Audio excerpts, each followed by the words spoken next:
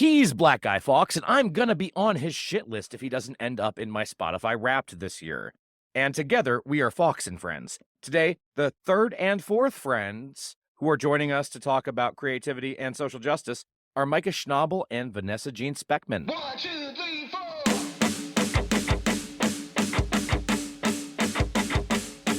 From coast to coast, from sea to shining sea, what he got is fucking wrong. His land's not made for you and me.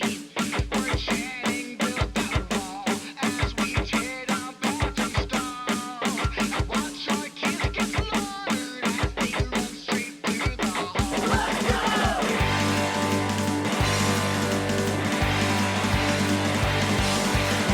Ian, man, how great was it catching up with Micah and Vanessa? It was way too much fun. I've known Micah since, I think, 2018, I'm pretty sure.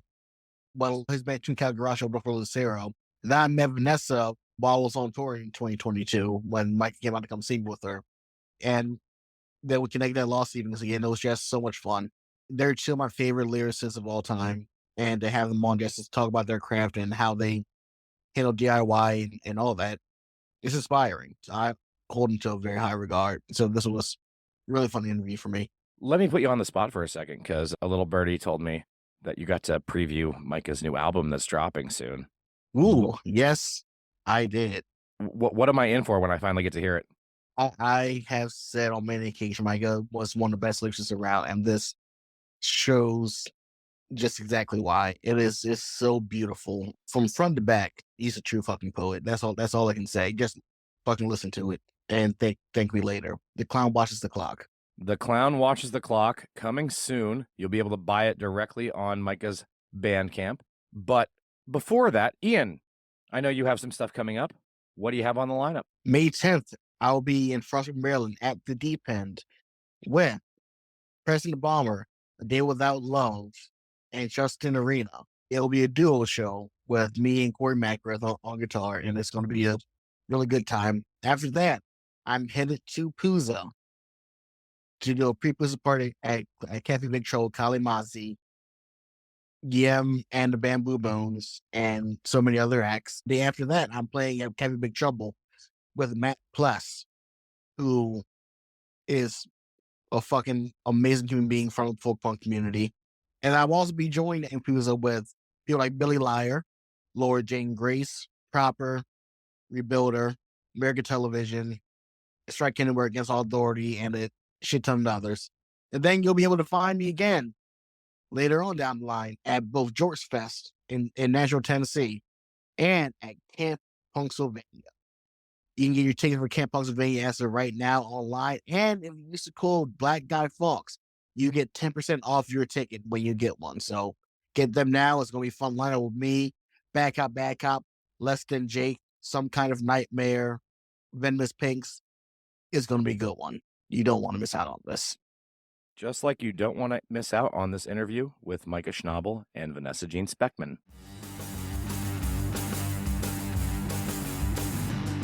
Micah Schnabel, Vanessa Speckman. Welcome to Fawkes and Friends. How you guys doing today? Thank you guys for being here. Thank you so much for having us. Hi. It's so good to see you guys again. I feel like it's been entirely too long.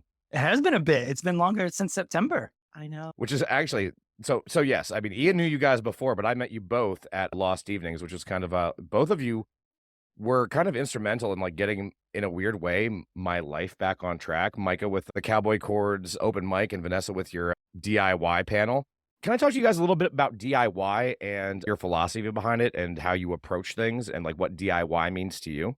Mike and I have always said that DIY means I do not want to die on my own doing this. And I think that always leads back to community and pulling your resources together and figuring out what you're good at. Right. I guess I don't really have like an ethos behind it because I don't want to do it all myself. Through the years with Two Cal and me solo and with Vanessa and I, there's never really been anyone that's come along and really wanted to help in any kind of substantial way. So, but I always wanted to do this hell or high water. It's not like this I stand by myself and I'm going to do it myself. It's more like, I really want to do this. If somebody will help, that would be great. And nobody's come along to help yet. So, Right. If not, fumble along the way and do the best we can. And right. And just, it's, wanting to do it. We're both doers. I think that's kind of how we ended up together. It's just, we don't want to sit around and wait for somebody to tell us it's okay. We're just going to do it anyway. And so the DIY really comes out of that. And I think it may be a detriment because people, I think, maybe see us doing things. So they assume like, oh, well, Micah and Vanessa, they got it together. It's like, no, we're just flailing and doing Right. the best we can with what we have, which is just Vanessa and I and a lot of caffeine. and a lot of caffeine, us and caffeine, making it all happen. What does DIY seem like in Columbus? Gosh, I mean, I feel like the most we've been around it has been since the start of the pandemic. I mean, because usually we were on tour. So I feel like kind of an outsider in Columbus just because we're usually not home that often. Columbus has always been difficult because you're only embraced if you only participate here. And then especially early on with 2Cal, as soon as we started leaving town and touring, we were kind of dismissed. And with the Midwestern thing, it's like, oh, you think you're better than everybody else because you're out trying to do something. So you get dismissed quickly. And that's kind of followed through until now. Like we've still always had a hard time pulling anybody out and everything because we kind of got, I feel like, bailed on from the local scene, which just Right. made us want to tour even more. Right. I feel like when we have friends ask us to help book a show, they have a easier time not being associated with us for a hometown show in the booking emails. Yeah. So that's very frustrating. I wish Columbus, it's nice because Columbus is home, and there is a scene here. There are people doing lots of great things, but now I'm 41. It feels like I'm not going to show up to a kid's house show. It's in the corner awkwardly. We did just do a house show was that in Quebec City? Oh yeah, in Quebec City we did a house show. I love house shows, but Yeah. in Columbus, No, so I know. showing up Yeah. to one is Rumba Cafe is kind of like our home base in terms of being embraced there for like our go-to venue. And they Yeah. treat us well and vice versa. And they bring it through really good musical acts. And What does it look like on your end, Ian? My area, music wise, it's growing slowly but surely as far as like original acts and stuff like that too.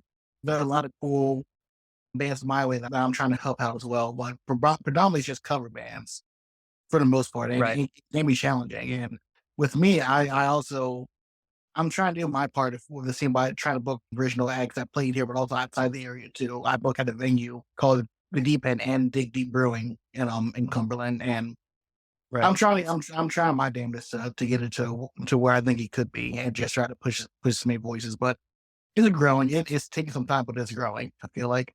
That's a hard push. It's always been hard to get people out, and it's even harder now to get people out for something that they don't already know. People will Right. come out for a cover band or a tribute band because they already know. Getting people to come out for something they haven't heard before has always been tougher and continues to get even tougher.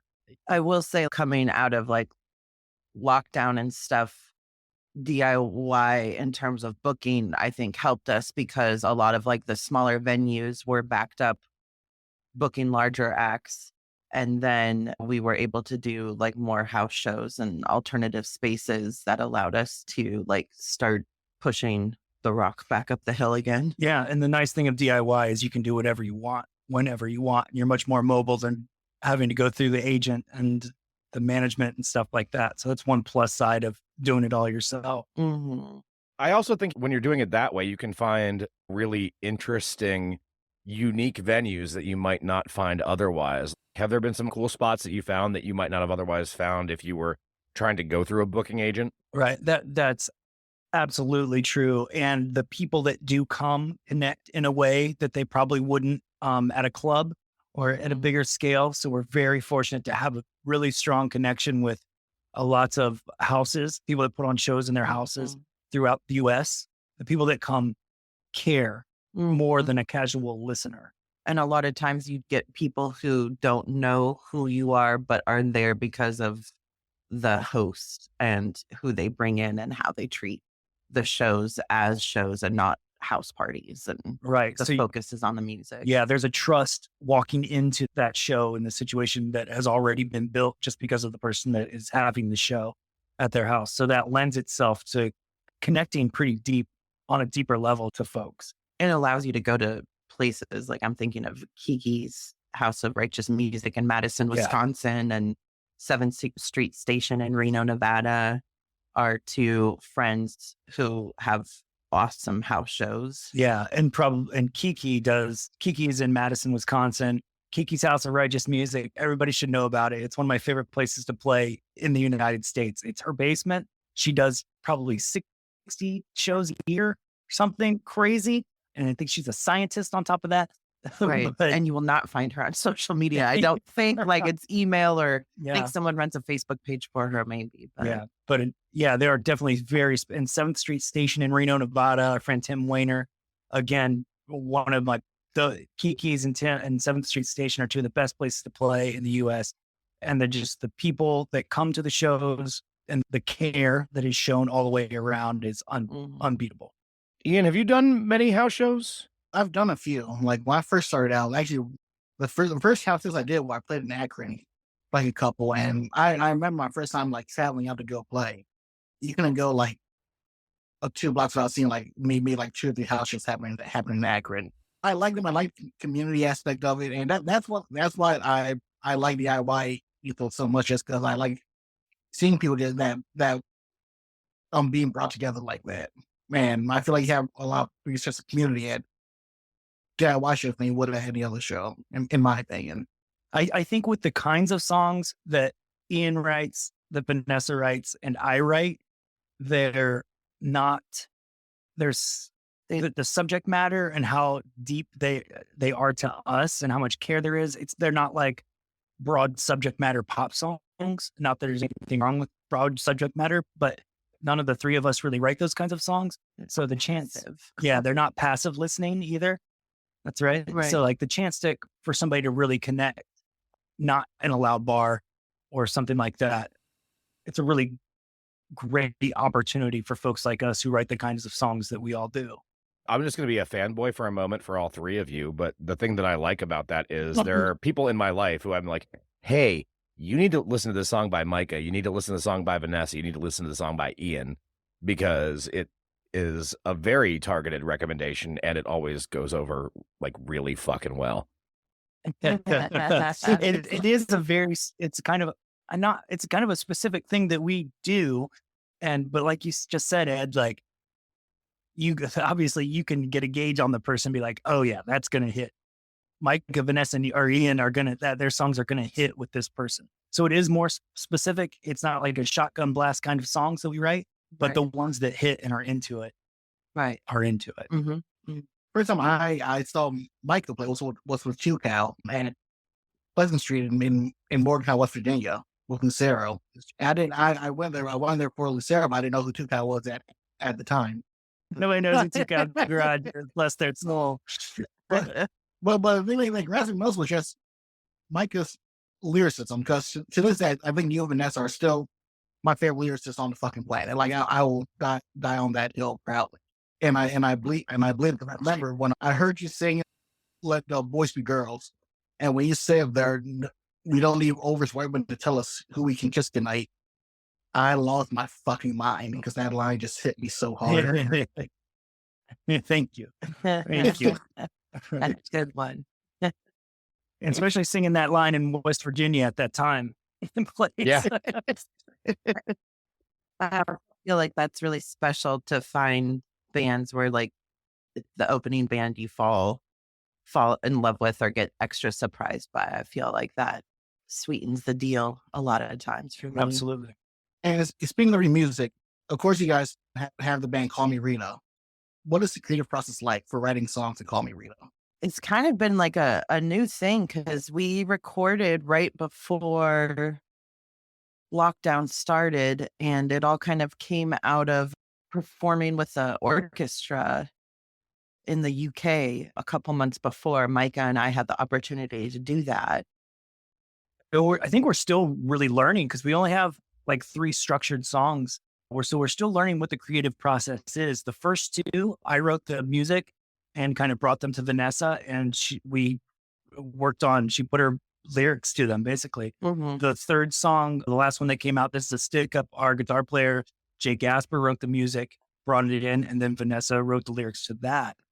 So we're still learning what that could be, but it's really wide open, which is exciting because the band can still sound like anything, can kind of do anything. It's still forming and figuring itself out. Right, right. So we just haven't had like a ton of time together. So, each time it's been like, well, let's hurry up and record and put that out, hurry up and record and put that out. Right. So I think right now we're kind of stepping into like Todd May and Jay Gasper, our guitar player and bassist, are out with Lydia Lovelace right now. So Micah and I just got back home to Columbus and started practicing with our drummer, Jason Winter.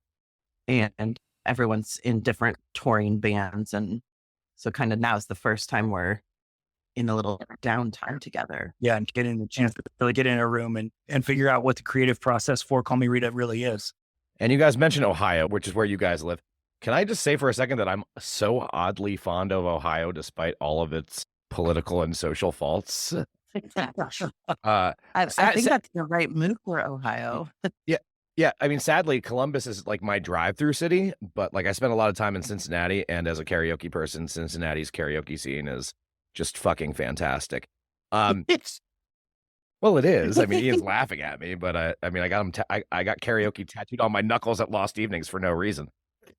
Is there as somebody who lives there, is there like a saving grace to Ohio? Is there like some part of Ohio's soul that people might like miss because of a lot of the news stories coming out of Ohio not always being so great? I think it's in a difficult transition right now. But what has always been lovable about Ohio, I think, was that you're centrally located and it was cheap enough that you could live here and create. Mhm. And it would allow you that time because you could rent a cheap apartment and have time to work on your whatever that craft is. And I guess we're losing this in all of the US now, but specifically here in Ohio, rents are skyrocketing and everything. So we're losing that grace that we once had. And I don't know if it's going to come out I don't think it's going to come out with a soul of any kind, unfortunately. And I'm not trying to shit on Ohio because I've lived here my whole life and everything I love people here and everything. But the beauty of the Midwest was that you could live here and create and then go out and take it to the world and be able to afford to live somewhere. And now that that's going away, I don't know what the soul of the Midwest is going to be anymore. I don't think anybody does. And I think it's up for sale at the moment. Right. I'm from the Bay Area. I've lived here for about 11 years now. So I don't feel like it's fair of me to quite say what, the change has been and stuff. But I mean, that was the beauty that Columbus and Ohio has afforded me, was to step out of the rat race, so to speak, and dedicate to creating full time and being able to invest 100% into that. So while being in Columbus or away. So that's been a positive for me. Right. So what is the redeeming thing of Ohio? I don't know that there is one. It's not Skyline chili. I know that much. I know that. I know that. That's only good for a day. Vanessa, speaking of California and moving from California, you've got like a great network out there. You guys repeatedly tour up and down California. What's the vibe like just in different parts of California? Because I know it's a big state. So I know LA to San Francisco, there's probably a lot of differences in between that people don't really think about. Right. I also think it's interesting because of aging. I think like kind of went into the pandemic in the mid to late 30s and came out in our 40s. So a lot of like go-to friends who were creating or playing music or booking aren't necessarily there anymore. So that has been hard to see change, but for the most part, selfishly for those people, it's all been positive change. But for me, it's, afforded like the booking to be different and more difficult in places that maybe were more go-to. But in terms of scenes and whatnot, I think it's pretty similar. The drives are long. It's a big fucking state. So it's Central California, like Atascadero, San Luis Obispo. There's a really great scene of friends who've made it through and are still doing it. That's an exciting scene that's starting to happen is San Luis Obispo. What's the actual town? Atascadero, California. There's a good club there called the Raconteur Room that's happening.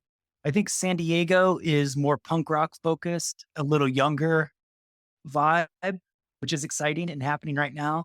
Los Angeles feels pretty untouchable.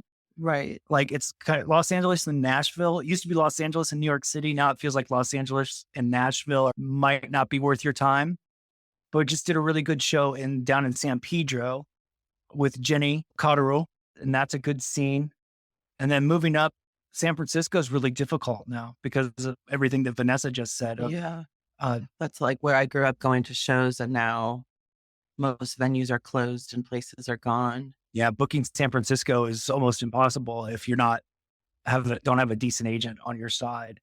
And then the people that come to shows really don't live in San Francisco anymore because they can't afford to. So, which is similar to LA. It's like you don't drive after a certain distance. Right. And then Northern California is beautiful, but you just drive through to get up to Portland. Unfortunately. There's an In-N-Out in Reading. There's two. Yeah. Oh, I miss In-N-Out so much. Ian, have you done much on the West Coast, or was September your first time playing out there? That was my first ever show out west. You can't think of a much better way for that to happen. Now, Ian, I'll ask you this. I mean, I know it's your podcast and all, but did doing cowboy chords with Micah running the open mic thing in advance of your set, did that help like acclimate you to it? Or did that still not calm the nerves at all before getting on the Nick Alexander stage? I mean, it definitely calmed nerves a little bit, and it was weird going there because I'm just a poor black man from Cumberland, Maryland, so I didn't expect anybody to listen to what I have to say, but it helped calm me down. But still, backstage, my way to go on, I just kept saying to myself, "Holy shit, this is actually happening! Oh my god!" And while freaking out because I broke my guitar right before while seating started.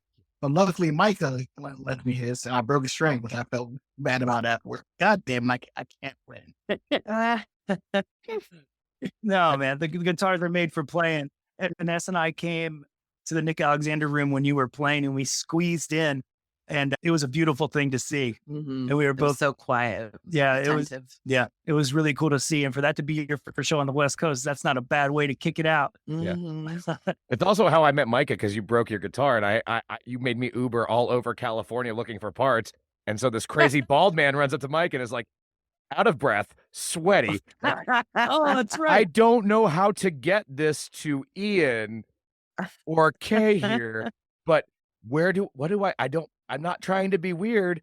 I just have all these guitar parts. It was like the Lime meme. I'm like, I can't hold all these incorrect guitar parts. That's how we met. That was our meeting point. That's a good meeting point right there. A good meeting point. And then you graciously let me be a fuck ass on the open mic stage the next day. Oh man. Well, Micah forgot picks for his set for the show. Just didn't bring any guitar picks like a 22-year-old veteran would. Good grief. So that's it too. What was the experience like hosting the open mic stage cowboy chords for the whole weekend? I'm thankful that we had gone to Vanessa had vended at the Lost Evenings in Boston. So we had seen it done. Derek, the Homeless Gospel Choir, we had watched him do it. Right. So I was really thankful that we had gotten to see it and he did a great job. So I was glad that we'd gotten to see that and then kind of go off of that. Cause I don't know how we would have approached it, not having seen that before. Right.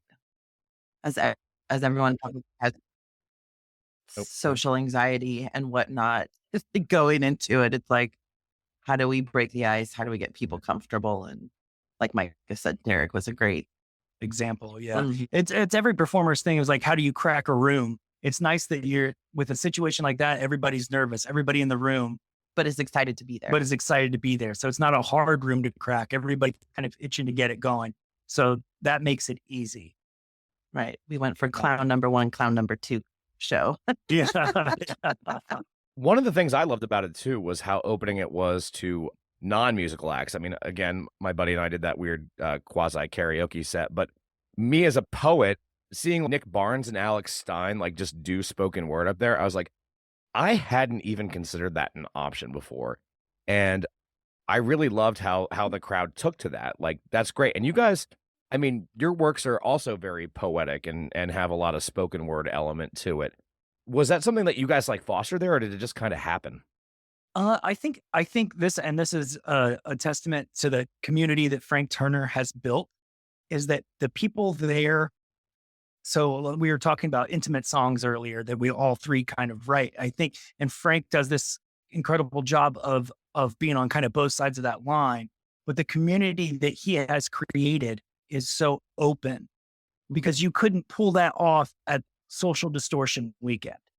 Like Right. you couldn't have, and I'm not trying to take digs at anybody. I'm just saying like you couldn't. But at Frank Turner's Lost Evenings, you can absolutely have people come up and do spoken word pieces and poems and stuff like that. And the crowd is open and excited about it. And be at any level, whether it's your first time doing it publicly or you do Yeah. open mics before or anything like that. Right. Like as we all saw, there were people that were just starting and just played guitar a little bit, had never really done it before. And everyone that walked onto that stage was respected and appreciated and walked off that stage, I think, feeling better about themselves even than when they walked on. And that's a testament to the community, I think. Mm. So Vanessa and I knowing that, I think just carrying that onto the stage and letting people know that they're welcome, and maybe playing a little bit of a fool a little bit too, to let everybody know that they're welcome. Right. Right. And they don't have to be scared to come up there and nobody's going to boo them or make fun of them, that they're going to be welcomed and loved. And isn't that what we all want anyway? Yeah. To love and be loved in return, I think, to quote Yeah. someone. Right. Speaking of that, though, you guys are going on tour with Frank here in just a little bit. So that's probably the next time that Ian and I will see you guys in person. Tell us a little bit about that. What are you looking forward to? What are you excited about? And are you going to be playing anywhere that you haven't played before? I think we've played all the places before, or not the rooms, but the cities. Right. So playing in front of that many people in those rooms is very exciting and special. Yeah, that's a really I mean, it's a huge deal. Again, like kind of where we started out with the DIY thing, like for the most part, Vanessa and I play small clubs, houses, stuff like that. So to get to do a tour on this scale is something neither one of us have ever done. So it's really our first time doing this big of a tour, this large of a tour out in this big of rooms. So we're really excited. Right now, we're working on trying to figure out how do you have merch at that level and how do you make that happen? How do you run a car for over 30 days? How do you rent a car for over 30 days? Yes. So, there are logistical things that we've never had to deal with before that we're dealing with now, but it's a really big opportunity. I think it's really exciting. Like Micah said on the previous conversation point of Frank's community of being the opening act and knowing that like you're in a safe place, you're in a place where people are eager to be there early and are open to seeing you. Yeah. That just never really happens. Yeah. There and like having done opening tours before, there are a lot of bands that their fans aren't music fans. They are very specifically fans of this one act or this band, and they do not give a shit who is opening up. You are a fool, and they want you off the stage. So again, like Vanessa just said, with this community, we know that it's going to be nicer than that. So it's really exciting all the way around. A little bit nerve wracking to do something at this level and be as small as we are, because we're just going to be in a rental car chasing a tour bus, which is going to be difficult. But yeah, just excitement all around. It's going to be incredible. I'm so hyped for this tour. It's the best lineup I could think of. You two, Frank, obviously, Bridge City, which that band just fucking rips, and Beagle the Devils. How do you know Bridge City, Ian? I discovered them back in maybe 2 or 3 years ago. And then I just saw them live recently at Black Cat in DC with a band called Twin Temple, and it was their stage presence is just fantastic, and you're gonna fall in love with them. They're so good. Cool. I'm stoked. I want to talk a little bit too, because it's something that Frank has done on tours before, but it's something that you guys are really involved in. You guys do shows with like charity elements and like raising money for unhoused people and all sorts of things like that. How did you guys get into doing that? What mobilized you? What made you want to take your stage and use it in that way? I think the things that we write about are kind of heading towards that already, with our minds just kind of live in that atmosphere of talking about folks that don't have everything. I think Vanessa really brought this to the forefront with our yearly show that we do at Rumba. We do the holiday festival, and Vanessa really brought that to the table. Yeah, I mean, take advantage of gathering people Yeah. is my thought process. And like, how can you cram as many positive experiences into getting people successfully out of the house, you Right. know? And when you are fortunate enough to have a community and a gathering of people, you can kind of point them in a direction.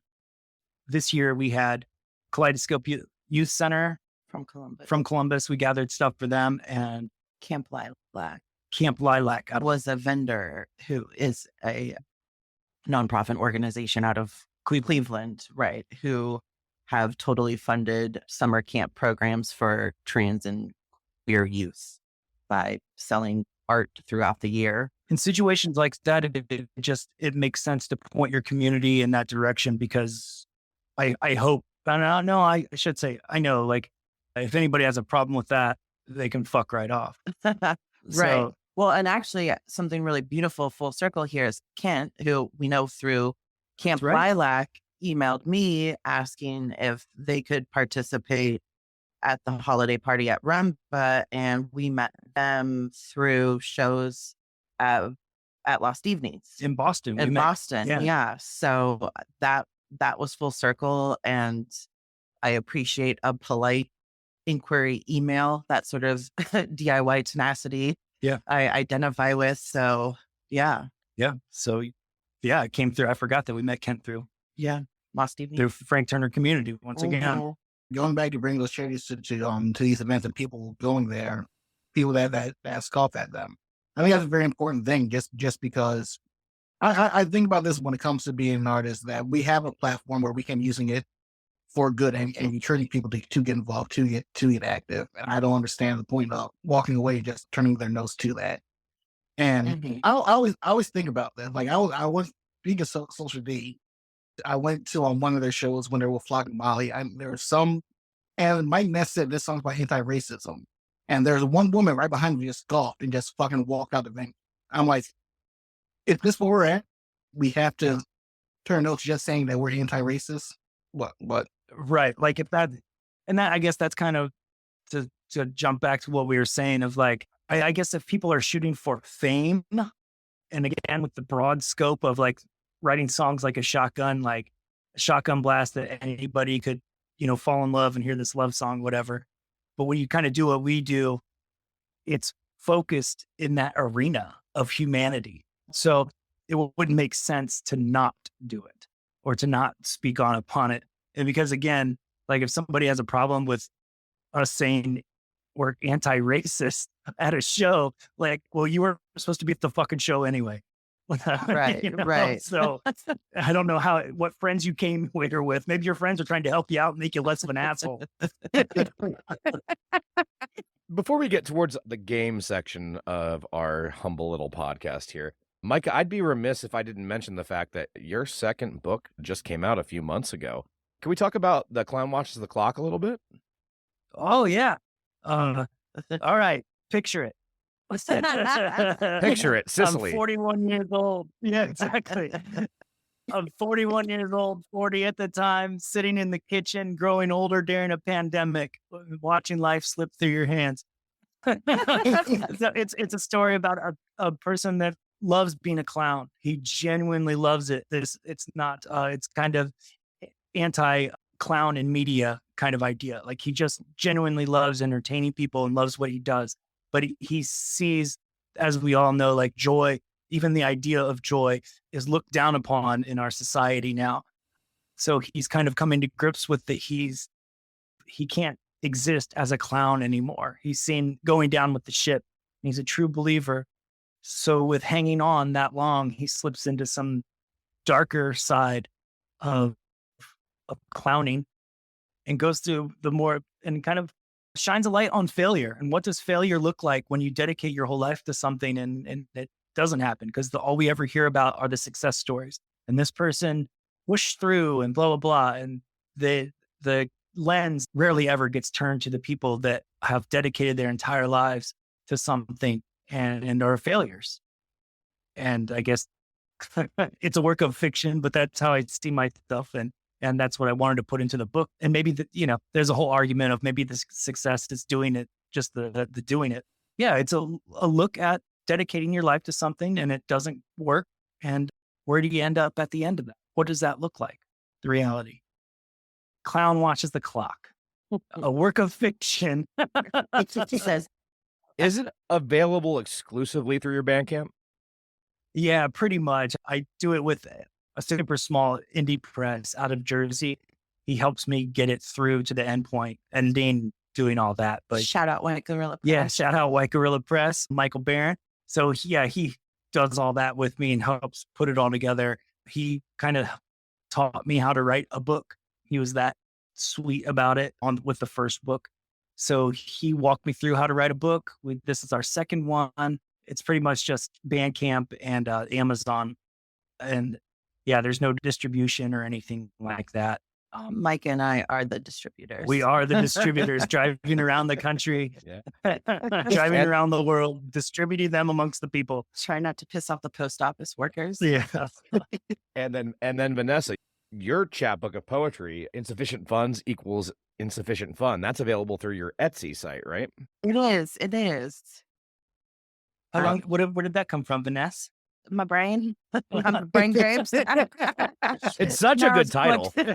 Thank you. Thank you. It's just a time to put out a collection of my writings, a kick in my ass to be like, oh, things are complete and complete things can look different. And yeah, just a way to get it out. That wraps us back, I feel like, to the DIY thing of like, you could let those things just sit on your computer or phone, or we could put in the work and get them printed out and put something new out into the world. I mean, this is my personal thank you to you guys, but I'm somebody who's like written my entire life and then I kind of stopped. And both of you are really the inspiration for me getting back into it. So like, I owe you guys a huge credit. Like, even if I don't do anything with it, it's nice just to sit down and type stuff up again. Thank you. Thank you so much for saying that. And I feel like that's as I do get older, I feel like that's kind of a push for Vanessa and I, almost to go back to like the Cowboy Chords open mic. It's like, you can do this at whatever. You don't have to be the person selling out 5,000 people shows or anything. Like, you can all do this. Like Vanessa just said, you can write the things you want to write. You can go to Kinko's and make a cover and print it out and just make one for yourself. Ask the workers nicely to help you. Yeah. They'll make it look a lot nicer than you'll ever make it look. Right. Yeah. And I guess that brings us to like the DIY, which is a DIY is kind of a bad term, because I feel like what DIY really is community and kind of leaning on and leaning on your community. Like that's what DIY actually is, because the house shows, our friend Joe Mayako did the graphic layout after Vanessa had created the artwork for the book. Joe did all of that. And for the record too, we go to these house shows and play people's houses. It's a community. And so DIY is kind of a bad term. We got to figure out something better for that, because nothing gets done alone. Yeah. I also want to shout out Joe's brother, Tony, who was actually the drummer on the theme song to my last podcast. So that's a small world. No kidding? Yeah. Tony Mayoko was the drummer of the band that gave us the song for our weird karaoke podcast. Oh, that's great. That makes me really happy to hear. Yeah. So shout out to both Joe and Tony. We love the Mayokos here. Yeah. All right, guys, it's been fun. Now it's time for our favorite quick fire game. 1, 2, 3, 4. Guys, motherfucker. So me and the editor are going to ask you some quick fire questions, and we'll just see your fast answers to it. So my first one for you is, what are your guilty pleasures? I try not to have any guilt or shame because I was raised Catholic and beaten down by it. It's my man.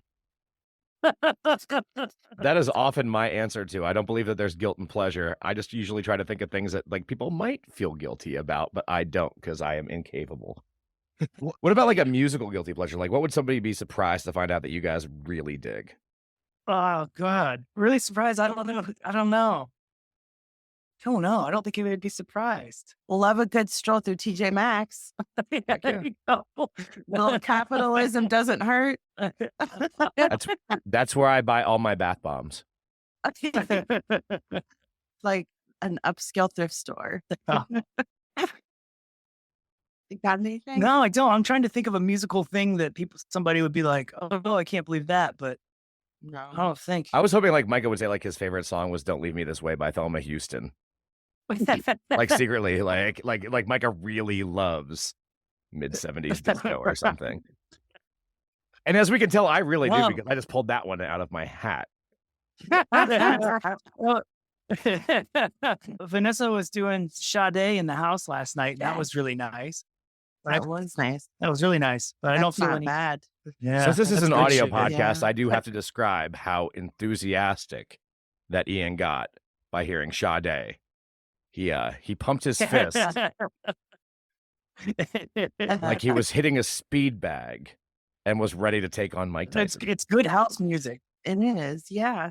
Yeah. I'm glad you enjoyed that. What is a hidden gem in Columbus? Hidden gem in Columbus. Oh, what's the bakery down south? Pistachio. Pistachio. Good bakery. Yeah, real good bakery. Preston Burgers. Mm-hmm. Wario's. Parable coffee. That's a good one. Parable Coffee. Yeah. Yeah, I don't think a lot of people know about Parable. Go to Parable and enjoy yourself. They do jazz on Sunday nights, and they like have booze drinks if you want to drink booze. And $2 Radio Headquarters is a That's a good one. small, well, not small, like an indie printer press, and they have like a vegan shop, but a bookstore, and they do like readings and have authors. And That should have been, that's the best answer right there. Or $2 Radio. Everybody should know about $2 Radio. A lot of people do. Yeah, they do a lot of great books. A lot of great stuff at their space. Good job, You- Vanessa. You win that. You guys do a lot of touring, so you've gone all over. What would be your Mount Rushmore of national food chain things to eat while you're traveling? In-N-Out, Whataburger, East Coast. Sheets is good in a trip. Like anytime you can put Dorito dust on a sandwich, I'm pretty much in for that. In-N-Out, Whataburger. What's the Mexican place in Texas? oh, shit. Yeah, I can't think of it. Blowing it right now. These are the conversations we have every day, and now we're on a Right. microphone and can't think about it. It's a chain. Yeah. It's a taco chain. Any more for your Mount Rushmore? I recently had to go gluten free. I have celiac disease, so I'm trying to. I live life by the gluten free app. Whatever it tells us to go. Yeah, but In-N-Out's good. They do gluten free. Yeah. In-N-Out and Whataburger are probably like the big two. And anything else would just be kind of busted noses on the on the mountain. Right. I think we spend the most time being like snobs about coffee in the morning. Yeah. That's kind of our chase. Right. Caffeine. That determines the rest of the day's mood. Yeah. I'm kind of sad there's no Culver's on the list because I love that spot. I love Oh, there Culver's. you go. They have Culver's in There you go. Ohio too. That's a good one. You know, I love being like late night after the show. Give me like 10 minutes, not rushed, going up and down the aisles of a very nice, clean, quiet gas station, particularly the Midwest ones where like it's like half of a grocery store, a bodega that, you know, and I'm going to get some weird shit to put together a weird meal for the hotel. That's, I think, my favorite quiet chain thing of, I'm getting milk for cereal, God damn it. Yeah. Like It's like every gas station in Wisconsin can be on the Mount Rushmore because they're just they 2 gas stations right there, Right. and they're odd bags of milk. Yeah. And Canada, we recently toured Canada, and I enjoyed their gas stations and convenience stops. Who's on your bucket list to tour with next? I would love for Call Me Rita to play with Amel and the Sniffers That's a good one. or Bob Dylan. Yeah. Man, that's a good question. I don't know. I really don't know. I don't have any more hopes and dreams. Throw it out there. This is your time to get it out there. Manifest it. I don't believe in that. Use this platform. Oh, I don't know. I don't know. It's too much pressure. I don't know. I really don't know. Ian, do you have anybody that, because I can't think of anyone off the top of my head. Well, there's 2 acts. Well, no, 3 that I would love to tour with. One of them, I love Frank Iero from My Chemical Romance. And I know that he does stuff with Ellis Stone and solo stuff. I would love that. Yeah. Lord Jean Grace will be another one, and probably I tried for this, but I was denied, unfortunately. But I want to play Lucero and of course Two Cow. Oh, yeah. I see that happening. Yeah, that'll happen. I want to see Ian go on tour with Columbus's own Drake Talbot and have them do like the Frankenstein thing. Oh, yeah. Where they switch each other's acts because people would just be confused and not know which one was which, as has happened before. Why do you put up with me? How do you know Drake, Ed? Through Ian. Because if you put the Oh, 3 of us in a okay, room okay. together, Drake and I are just going to bully Ian mercilessly. That's what happens. Because he's smaller than us. I want to throw Julian Baker out there. I feel like that would be a good tour. I want you to rank the big 3 Ohio cities, all seeds: Cleveland, Columbus, Cincinnati. Definitive order. Best to worst. I would go Cleveland, Cincinnati, Columbus, personally. I think I would second that. Yeah. Yeah. I think Cleveland has a good, because it's Northeast, it gets a little more flavor of different. It's not quite as middle of America. Mhm. They get a little bit of Northeast going too. And I think Cincinnati gets the South, gets a touch of the South, which is nice. So there's different, it's got more, just more Flavor. flavor to it. And Columbus is just so in the middle of the middle that it's And just, proudly in the middle. yeah, it's just like, yeah, there's not much flavor to it, I guess. Mhm. No offense to Columbus, but Cleveland, Cincinnati, Columbus. And last one I had for you guys is, what is your Mount Rushmore of Cowboy Court acts from last year's Lost Evenings? Oh, well, we'll give you the top spot. Yeah. We'll give, and then love Alex Stein. Right. So good. And the woman who did the sign language with you, Oh yeah, that was cool. I really enjoyed that. Oh, we're gonna throw Ed in there because that was fun and different yeah. and brave. We're gonna have a bigger Mount Rushmore. I'm fortunate that I have no stage fright to go along with my lack of actual musical creation talent. I'm just like, yeah, no, I'll do this. Originally, I was going to go with Ian, but he had such a good showing on the Nick Alexander stage that I felt like I'd be stealing valor.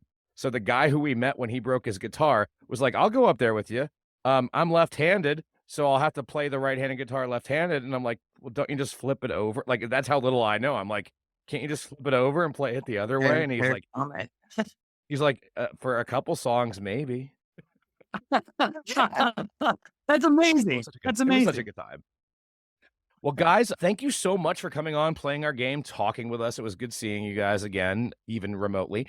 Let us know what you have coming up. I mean, we know you have the tour with Frank Turner coming up, but anything that you guys want to promote, the floor is yours.